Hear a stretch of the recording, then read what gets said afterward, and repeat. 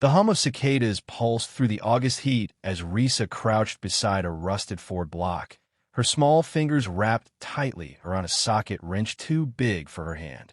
Sweat rolled down her temple, streaking the oil smudges that painted her face. The world around her, junked engines, shattered windshields, rust-bitten metal, was quiet except for the occasional grunt from her grandfather, muttering through cracked lips inside the trailer behind her. The garage, if one could call it that, was little more than a corrugated roof welded to warped wooden posts. No insulation, no fans, just shadow and grit. But Teresa, it was a cathedral. Every bolt, every dented camshaft, every broken carburetor was a prayer waiting to be answered.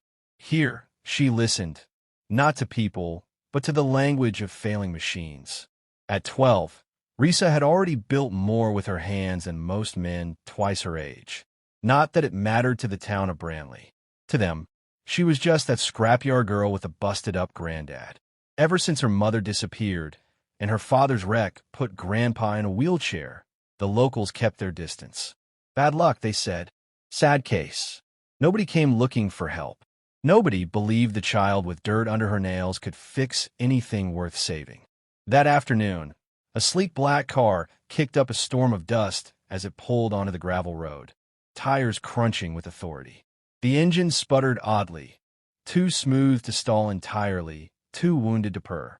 Risa set down her wrench, narrowed her eyes, and stepped behind a stack of oil drums to watch.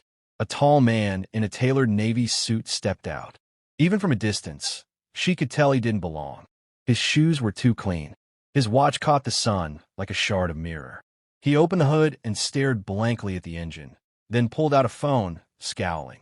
Local tows tied up till morning, the man said into the receiver. I'm not waiting 12 hours on the side of the junkyard for some backwater fix-it crew. Risa inched closer, careful not to be seen. She studied the engine through the slats of the fence. Serpentine belt half-slipped, ignition coil cracked, a misfire waiting to strand him. Nothing she hadn't fixed a dozen times in her sleep. The kind of problem you learned to solve when you couldn't afford tow. Night fell with a quiet breeze, and the stranger had long since left the car where it was, catching a ride back into town with a colleague. The black sedan sat under the moon, sleek and helpless. Risa's fingers twitched. She looked back at the trailer, where her grandfather's silhouette sat unmoving behind a cracked window. She moved like a ghost, pulling on her leather gloves and gathering tools into a canvas satchel. With each step toward the car, her heart pounded louder than the cicadas. She wasn't supposed to touch things that weren't hers. But this wasn't stealing, it was fixing. A challenge. A dare whispered through spark plugs and gaskets. Under moonlight, she popped the hood and got to work. She didn't rush. Good work never rushed. The coil first, swapped with a salvaged one from her stash. The belt re-threaded and tightened. She checked the fluid lines, the air filter, the battery terminals. Within 40 minutes, the machine murmured softly, almost grateful. She left a note scrawled on brown wrapping paper, tucked gently beneath the windshield wiper. Didn't want you stuck. R. The next morning, the man returned alone, briefcase in hand. His brow furrowed as he approached the car and turned the key. The engine roared to life, silky, responsive. His head jerked slightly at the sound, disbelieving. He leaned over the hood, then noticed the note. Reading it once, then twice, he looked around. A trail of boot prints led away from the car. Small ones, too small to belong to any mechanic he'd met. He followed them, down the gravel path, past the skeletal remains of old sedans, toward the sagging garage that looked like it had seen war and survived only out of spite. And there, in the doorway, stood Risa, grease on her chin, hair tied back with a torn red bandana. She looked at him with neither fear nor apology, just calm expectation. You fixed it, he said, more statement than question. She nodded once.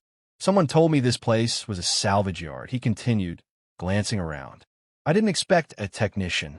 She doesn't take jobs, a hoarse voice growled from inside the trailer.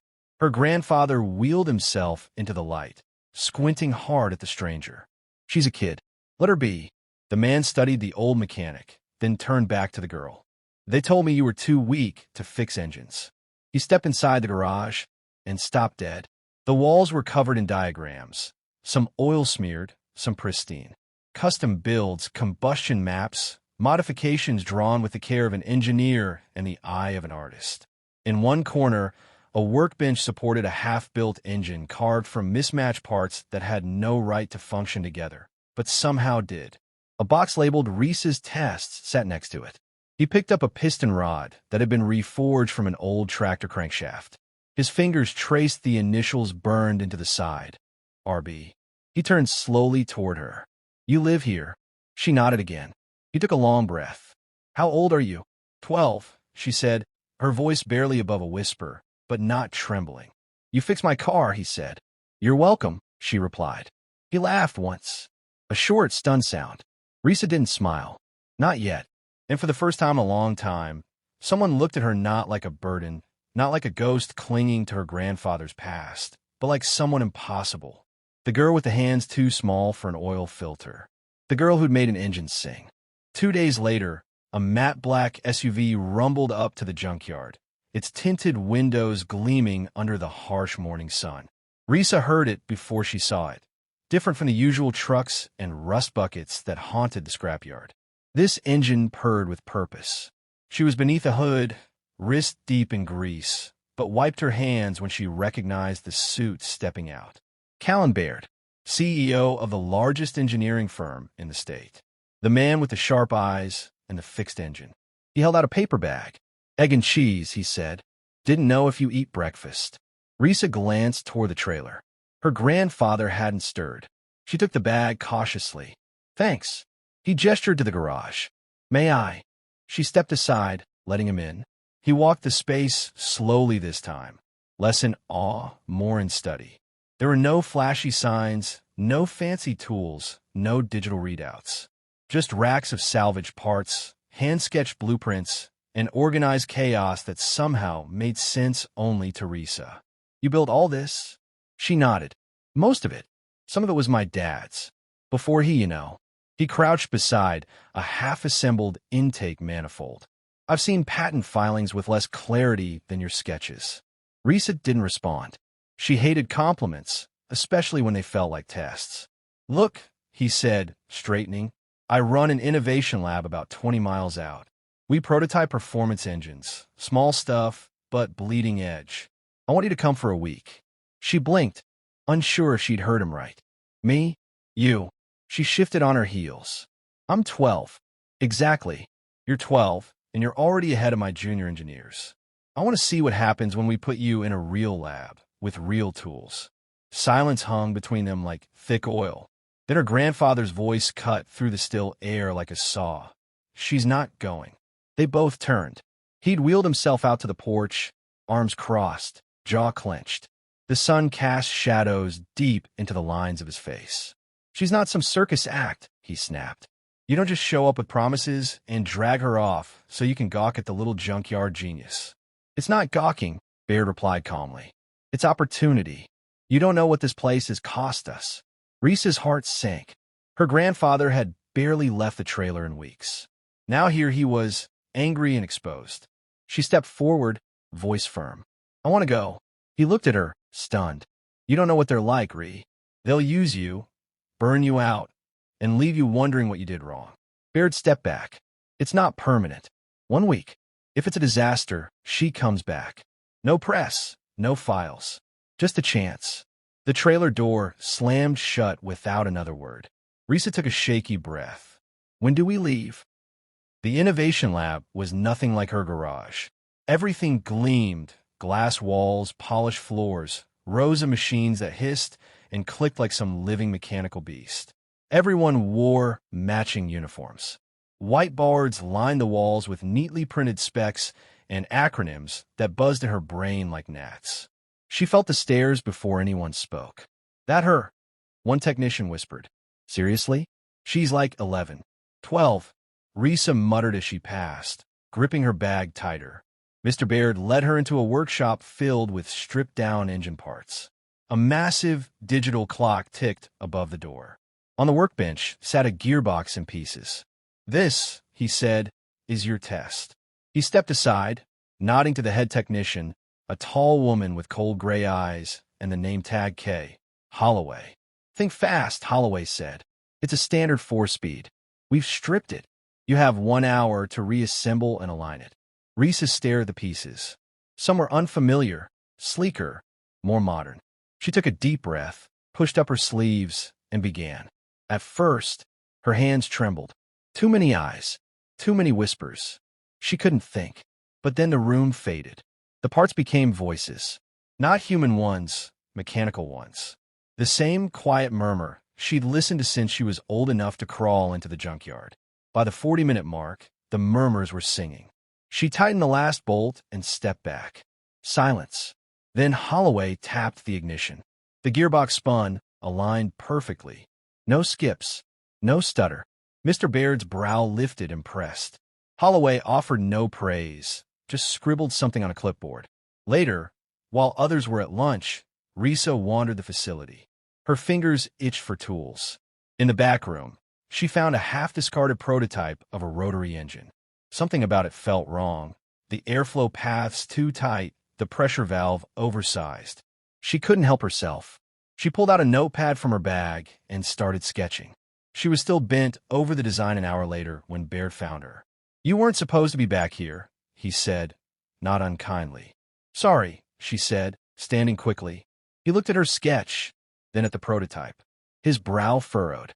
"You moved the intake by 3 millimeters? It breathes better that way." He turned the page. "You adjusted the camber angle too." It was choking the chamber. Baird stared, silent. "This design," he said slowly, "was my brother's. It took him years." Risa froze. "I didn't mean to." "You improved it in an afternoon," he finished. For the first time, she looked away. "People don't like when I fix things that weren't broken." He knelt beside her. "And what if I do?" She didn't answer. She was afraid to. Later that night, she sat alone in the stables behind the lab. One of the therapy horses, a gentle roan mare, wandered near. Risa reached out and let her fingers brush its neck. The mare huffed gently and didn't move away. "You don't care that I'm 12, do you?" she whispered. The mare blinked, peaceful. Risa smiled. She was starting to believe, for the first time, that maybe she belonged somewhere other than a junkyard. By the third day, Risa's hands ached. Not from work she could handle, but from being invisible. The engineers at the lab had stopped whispering and started ignoring. They walked past her as if she were a stray shadow, not worth noticing. Holloway rarely spoke to her, and when she did, it was clipped and clinical. Tasks came without explanation. Praise came never. Mr. Baird, busy with meetings and deadlines, saw her only in passing. But Risa didn't need attention to work. She needed space and time. And in the quiet corners of the lab, she found both. She started staying late. After the engineers left, after the fluorescent lights dimmed and the silence thickened, she returned to the rotary prototype. She couldn't stop thinking about it. It haunted her, the flaws, the promise, the way it begged to breathe. Each night, she made changes. Small ones. Unnoticeable if you weren't looking. Just millimeters trimmed, ratios recalibrated, airflow redirected. She sketched in the margins of her notebook until the pages began to curl at the edges. On the 5th night, she took it further. A stable light flickered behind the lab, casting golden shadows across the workbench as Risa pulled out her custom parts. Pieces she had machined herself in the junkyard, hidden in her satchel all week. She replaced the intake valves with sleeker cuts, rewired the ignition control, and adjusted the fuel chamber to distribute more evenly under strain. The stable horse, her quiet companion, stood nearby, blinking slowly. She'd started calling the mare Blue, not for her color, but for her eyes. They were calm, deep, like the twilight, right before stars came out. Risa talked to her like she used to talk to wrenches and springs back home. "They don't see it yet," she whispered, tightening a bolt. "But they will." The next morning, she arrived early. Holloway had already discovered the changes. The prototype stood in the middle of the room, its head open like a mouth ready to scream. "You tampered with proprietary design," Holloway said, eyes sharp. Risa's throat tightened. "I improved it. You had no authorization, no oversight. You don't touch anything in this lab unless told to." Mr. Baird entered mid-argument. What's going on? She rewired the pressure systems, Holloway said. Without permission. This is theft. Risa looked up at him, her palms sweating. I didn't mean. Start it, Baird said. What? Holloway blinked. Start it. The room fell silent except for the hum of the diagnostics system booting. Holloway hit the ignition switch. The engine coughed, then purred. Smooth, stronger than ever. A subtle rhythm, consistent. Like breath. Like life. Baird stepped closer, listening. Then he looked at Risa. You adjusted the turbine angle? She nodded. Too much torque was choking the cooling path. He said nothing for a long moment. Then, to Holloway, run the numbers. If she's right, I want this version in the next client demo. Holloway's lips thinned. She's a child.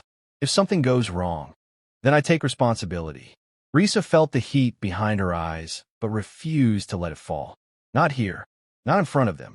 She returned to her bench, sat down, and quietly began organizing her sketches. But the engineers didn't ignore her that afternoon. They watched her, some with curiosity, some with contempt. And that night, after dinner, she found her locker open. Her notebook soaked, pages torn, ink bleeding into oblivion. Her hands trembled as she lifted the wrecked paper. On the mirror above the sink, scrawled in thick black marker, stick to horses. She didn't cry. Instead, she walked out to the stable. Blue stood waiting, calm as always. Risa leaned into the mare's side and exhaled. They hate that I don't need their permission. She looked at her ruined sketches, now dried and wrinkled. Then she whispered, but they're not going to stop me. At midnight, she returned to the lab. She opened the prototype engine one last time and began to rebuild it from memory. No sketches, no notes. Just instinct and everything she'd carried in her bones since the first time she picked up a wrench. At dawn, her hands blistered and her shoulders sore, she stepped back. The new model stood gleaming, alive, unlike anything she'd ever touched before. She placed her initials, RB, on a small strip of metal beneath the frame. As she turned to leave, Mr. Baird stepped into the room. He wasn't in a suit, just a black shirt and jeans, coffee in hand. He looked at the engine. You stayed up all night. She nodded. Didn't have a choice. He studied the design, then the solder lines, then her face. They think you're just a novelty, a story to impress shareholders. Risa said nothing. But I think you're a mirror, he continued. You show people what they missed, what they feared, what they never even looked for. Risa's jaw tightened. Doesn't change anything. No, he said quietly. But it changes you. He stepped back, gestured to the engine. Put in the demo. Her eyes widened. But Holloway, let me handle her. For the first time since she'd arrived, Risa allowed herself a full breath. And for the first time in her life, someone in power was fighting for her. Not because she begged or broke down or made herself small, but because she built something that couldn't be ignored. The demo floor buzzed with nerves. Executives from across the state lined the perimeter of the test facility, each wearing the same tight smile and sharper eyes. High-performance engines gleamed beneath glass cases. Digital projections hovered midair, flaunting specs and simulations. Cameras rolled. Investors whispered. Somewhere in the crowd, Risa's name wasn't spoken, but her work pulsed at the center of it all. She stood in the shadows, near the loading bay, dressed in plain coveralls, her hair pulled back tight. She didn't belong among these people in suits and polished shoes. And yet, everything they came to see rested on her creation. Holloway had tried to block it. Risa knew. She heard the argument through the closed conference room doors the night before. It's unvetted. A child built it. If it fails, we don't just lose funding, we lose credibility. But Mr. Baird had said only 3 words that ended the discussion. Then I'll drive. Now, across the test track, the prototype stood ready. Sleek, midnight black, the bodywork built from lightweight composite. But underneath, pure Risa. Her chamber design, her airflow logic, her soul, laid bare in steel and fire. The plan had been for Baird to showcase the car himself. But he surprised her. He strode up quietly, holding out a helmet. You take it out. Risa froze. I've never driven anything like that. He crouched to her level. It's yours. You know it better than anyone here. This is your moment, and I won't let them take it from you. She took the helmet, fingers trembling. As she climbed into the driver's seat, the cabin hugged her like it recognized her touch. Her name, etched small beneath the dash in silver ink, RB, glinted beneath the console light. The engine rumbled to life beneath her feet. It didn't growl, it hummed, like a horse before a run, like Blue when she leaned into a gallop. Then came silence. A voice over the intercom announced, "Next demonstration, Model C9. Designed in-house. Driven by Risa Bishop." A few murmurs. A few glances. Some raised brows. She gripped the wheel tighter. And then she floored it. The track blurred. Wind screamed against the windows. Her body pressed back into the seat, but her hands were steady. Corners approached like waves. She took them without flinch. Each gear shift snapped like instinct. The car didn't resist. It danced. And by the time she completed the final turn, the crowd wasn't murmuring anymore. They were silent, stunned. When she rolled to a stop, the car cooling in quiet clicks, she pulled off the helmet. Her face was streaked with sweat. Her eyes locked on Mr. Baird across the track. He didn't smile. He nodded. That was better. Executives surged toward the vehicle, talking over one another. What platform is it built on? Who tuned the torque curve? What's the thermal resistance on the intake under full load? Mr. Baird let them talk. Then he raised one hand. This model, he said calmly, was built by the youngest person to ever walk into this lab.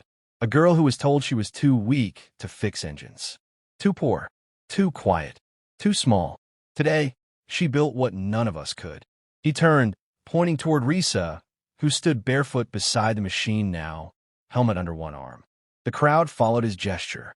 And there, at the far end of the room, her grandfather appeared, wheeled in by a lab assistant, his face lined with sun and pride. He hadn't said he'd come, but he was here, watching. He didn't speak. He didn't need to. His hand lifted slowly just once. Risa's throat clenched. She swallowed hard. Later that evening, when the crowd dispersed and the lights dimmed, she stood alone at the test track's edge. The breeze rolled soft over her shoulders. From a stable nearby, Blue whinnied gently, as if sensing something had changed. Mr. Baird walked up beside her. "You're going to have offers now," he said. "Scholarships, apprenticeships, maybe even patents." Risa stared at the empty track. "I don't know what I want yet." "That's fine," he said. "Just don't let anyone else decide it for you." She glanced up at him. "Why did you give me a chance?" He considered her for a moment. "Because I've spent my life looking at resumes. But yours wasn't written on paper. It was written in grease on the side of a broken engine. I just had to be smart enough to read it." They stood in silence. The sky above turned cobalt, stars peeking through. Risa smiled then, small, quiet, but real. And when she looked out again, it wasn't just a track. It was a road, waiting,